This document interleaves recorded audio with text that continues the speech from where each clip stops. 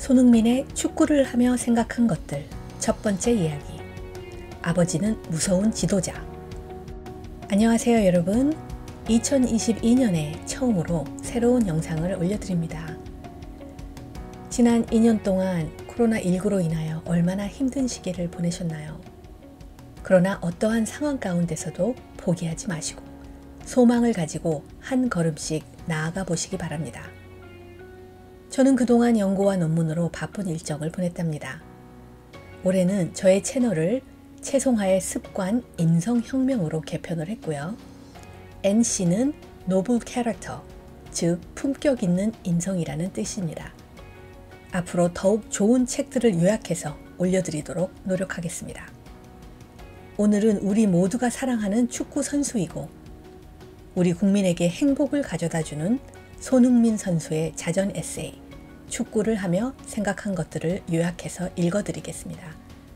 지금의 월드클래스 손흥민 선수가 있기까지 그의 피나는 노력과 인내와 아버지 손웅정 감독님의 철저한 훈련과 가정교육 그리고 인성교육이 숨겨져 있었답니다.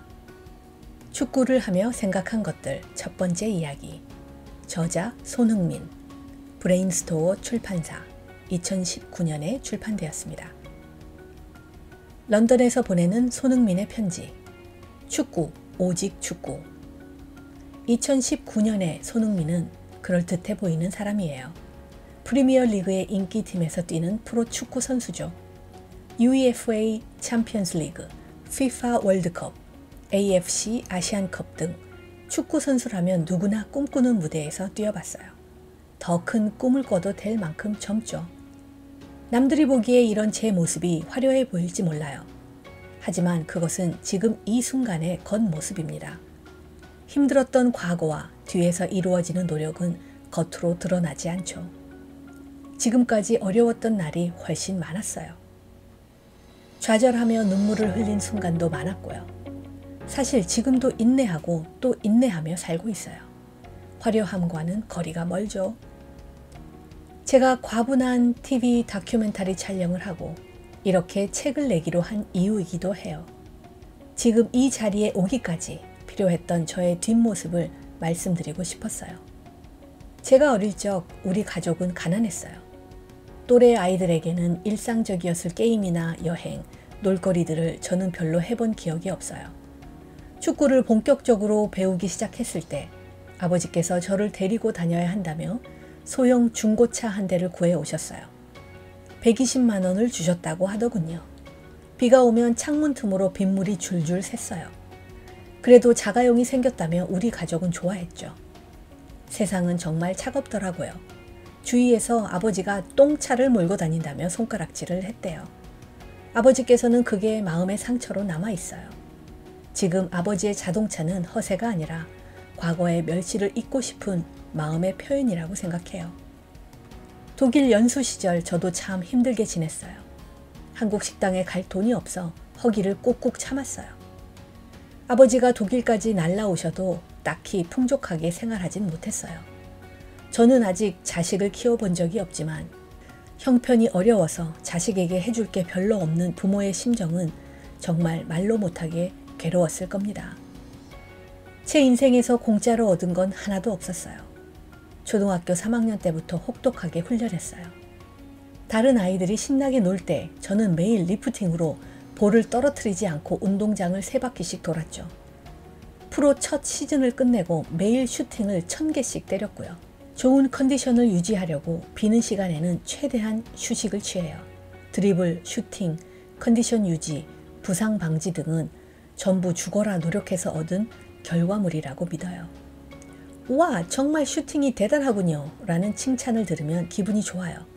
하지만 그럴 때마다 내가 이렇게 슛을 때리려고 얼마나 노력했는데 하는 생각도 들어요. 독일어와 영어도 마찬가지예요. 창피함을 무릅쓰고 현지 아이들에게 계속 물어보면서 공부했어요. 단어를 외우고 문장을 익히고 동료들의 인터뷰를 보면서 따라해보려고 그랬어요. 그런 과정이 없었으면 다른 나라의 언어를 빠른 시간 내로 습득하는 건 불가능했을 거예요. 어제 값을 치른 대가를 오늘 받고 내일 받을 대가를 위해서 오늘 먼저 값을 치릅니다. 후불은 없죠. 크리스티아누 호날두와 리오넬 데시가 왜 하늘 위로 올라갈 수 있었을까요? 그만큼 노력했기 때문이라고 생각해요. 지금도 내려오지 않고 계속 날고 있으니 여전히 노력하고 있다는 뜻이겠죠. 그런 노력이 겉으로 드러나지 않을 뿐이에요. 지금 저도 자제하고 훈련하면서 꿈을 향해 달리고 있어요. 저는 축구를 좋아해요. 정말 많이 좋아해요. 요즘 말로 축바, 덕후라고 하면 딱 맞아요. 축구가 재미있어서 시작했고 지금도 더 잘하고 싶어서 계속 노력해요. 축바의 심리가 뭔지 아세요? 세상 모든 사람들이 축구를 좋아했으면 좋겠다고 생각하는 거죠. 이렇게 재미있는 축구를 더 많은 사람과 함께 즐겼으면 좋겠어요. 독일의 분데스리가, 잉글랜드의 프리미어 리그처럼 대한민국에서 K리그가 일상으로 자리 잡는 날을 상상하곤 해요. 다들 주말에 K리그를 보러 가서 응원하고 월요일에 모여 K리그를 이야기하는 광경이죠. 물론 지금도 국가대표팀을 사랑해 주셔서 너무 감사드려요. 꾸지람을 들을 때도 많지만 최선을 다하는 대표팀 선수들을 응원해 주시는 국민들이 훨씬 많다는 사실을 잘 알아요.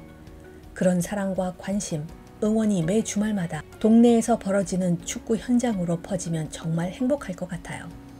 작은 TV 화면이 아니라 뻥 뚫린 경기장에서 신나게 축구를 즐기면서 웃을 수 있는 대한민국을 꿈꿔요. 제 다큐멘터리를 보고 이 책을 읽고 축구에 관심을 가져주시는 팬이 한 분이라도 더 생기면 저는 정말 행복할 것 같아요. 그렇게 해주실 거죠? 미리 감사드려요. 런던에서 손흥민 올림. 우선 손흥민의 이적 시장 가치 추이를 보면 다음과 같습니다. 2019년 기준으로 세계 28위, 세계 왼쪽 윙어 8위, PL 14위, 토트넘 4위, 92년생 중 7위. 2018년에 UEFA 챔피언스 리그 준우승을 했고요. 그리고 2019년에 프랑스 풋볼 ESPN 챔피언스 리그 베스트 11이었고요. 2019년 6월 몸값이 8천만 유로, 약 1,070억 원입니다. 나는 둥근 물체를 보면 무조건 발로 찼다. 집에서든 골목에서든 운동장에서는 늘 공차기를 하며 놀았다. 공을 차고 놀 때가 제일 재미있었다. 지금 와서 생각해보면 뭐든지 차고 노는 꼬마가 될 수밖에 없는 환경이기도 했다. 우선 아버지가 프로 축구 선수였다. 부상 탓에 일찍 현역에서 은퇴하셨지만 그 DNA가 어디 갈 리 없다. 둘째, 우리 집은 가난했다. 내가 갓난아이였을 때는 컨테이너에서 산 적도 있다고 한다. 아버지는 두세 가지 돈벌이를 하시면서 가족의 생계를 책임지셨다. 하고는 꿈도 꾸지도 못했다. 셋째, 아버지의 교육 신조도 한몫했다. 초등학교 2학년 때까지 내가 아버지에게 들었던 말은 나가 놀아라 뿐이었다. 아버지는 지금도 자유라는 연료를 태워야 창의력이 빚어진다고 말씀하신다. 하고 싶은 대로 내버려 두고 관찰하면 무엇을 잘하는지, 무엇을 재미있어 하는지 자연스레 알게 된다는 이론이다. 내가 프로 축구 선수가 된 걸 보면 그 교육관이 꽤 신빙성이 있지 않나 생각한다. 덕분에 형과 나는 신나게 놀았다. 온종일 하고 싶은 것만 하면서 꼬마 시절을 보냈다. 내가 다녔던 가산초등학교 운동장에서 신나게 놀고 동네 사회문화센터 수영장에 가서 열심히 텀벙거리고 공지천에서 해가 질 때까지 뛰어다니며 놀았다. 온종일 밖에서 놀다가 해가 떨어진 뒤에야 먼지 투성이가 되어 집으로 돌아왔다. 아버지는 두 아들의 옷을 벗겨 먼지를 털어낸 뒤에 화장실로 데리고 가 일일이 샤워를 시키고 저녁을 먹이셨다. 그게 손흥민 형제의 일상이었다. 축구 선수였던 아버지가 당연히 막내 아들의 결심, 어린 나이에 큰 마음 먹기가 쉽지 않다 을 칭찬하실 줄 알았다. 그런데 아버지는 한동안 말씀이 없었다. 축구를 배우고 싶다고 한 번 더 말씀드렸다. 축구가 왜 하고 싶니? 라고 되물으셨다. 왜라니? 기대했던 반응이 전혀 아니었다. 초등학교 3학년짜리의 머릿속에서 논리적인 이유가 나올 리 없었다. 머뭇거리다가 결국 나는 재미있으니까 라고 대답했다. 미나, 너 축구가 얼마나 힘든 건지 아니? 축구를 하려면, 그것도 잘하려면 정말 힘들어. 바깥 세상은 춥다 못해 시릴 정도야. 너 그래도 할 거야? 오전에는 학교 수업, 그리고 점심을 먹은 후 매일 2시간씩 아버지와 두 형제가 훈련을 했다. 메뉴는 단순했다. 볼 리프팅이었다. 발 안쪽, 인사이드로 시작해서 발등과 아웃사이드, 헤딩 등으로 이어지는 리프팅 프로그램이다. 공을 바닥에 떨어뜨리면 처음부터 다시 시작해야 했다. 숙달되면 보통 한 세트를 마치는데 15분에서 20분 정도가 걸린다. 맨 처음 훈련을 시작했을 때는 40분 정도 걸렸다. 팔자 드리블 훈련도 있었다. 큰 팔자를 따라서 안쪽으로 한 번, 바깥쪽으로 한 번씩 차례대로 공을 몰고 왕복하는 메뉴다. 드리블 할 때마다 볼이 발에서 멀리 떨어지지 않게 하며 터치 감각을 익힐 수 있었다. 아버지는 너희는 훈련만 한다. 그 외에 준비나 뒤처리는 전부 내가 한다는 주의였다. 아버지는 정말 무서운 지도자였다. 그때도 축구 교실을 운영하고 계셨는데 너무 엄하게 가르치다 보니 며칠 만에 그만두는 학생이 많았다. 가르치는 내용도 허구한 날 볼 리프팅이었으니 아이들은 금방 실증을 냈다. 손씨 집안의 형제에게는 그만둘 권한이 없었다. 실증이나 게으름도 사치였다. 조금만 느슨해졌다 싶으면 곧바로 불벼락이 떨어졌다. 어린 아들이라고 해도 실수하거나 집중하지 않으면 정말 무섭게 혼냈다. 훈련하면서 칭찬받은 기억은 거의 없다. 많이 혼났다. 독자 여러분께서 생각하시는 그 많이가 아니다. 정말 상상할 수 없을 정도로 많이 그리고 무섭게 혼났다. 그런 훈련을 나는 축구부에 들어가 합숙 생활을 시작하던 중학교 3학년 이전까지 매일 반복했다. 그렇다 7년 동안 하루도 쉬지 않고 매일. 형과 내가 싸우다 걸리면 볼 리프팅 벌을 받았다. 하루는 형과 내가 심하게 싸우다가 아버지에게 딱 걸렸다. 형제의 난을 절대 허락하지 못하는 아버지가 잔뜩 화가 나서 볼 리프팅을 명하셨다. 그렇게 4시간 동안 볼 리프팅을 한 적이 있다. 4시간이다.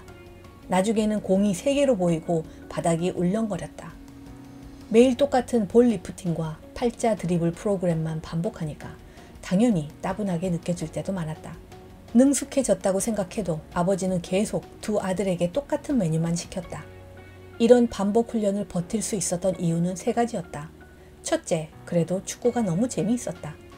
둘째, 아버지가 너무 무서워서 감히 지루하다는 말을 입 밖으로 꺼내지 못했다. 셋째, 필요하니까 하는 거겠지 라는 해탈의 경지에 이르렀다. 손흥민의 축구를 하며 생각한 것들 2번째 이야기는 다음 시간에 계속됩니다.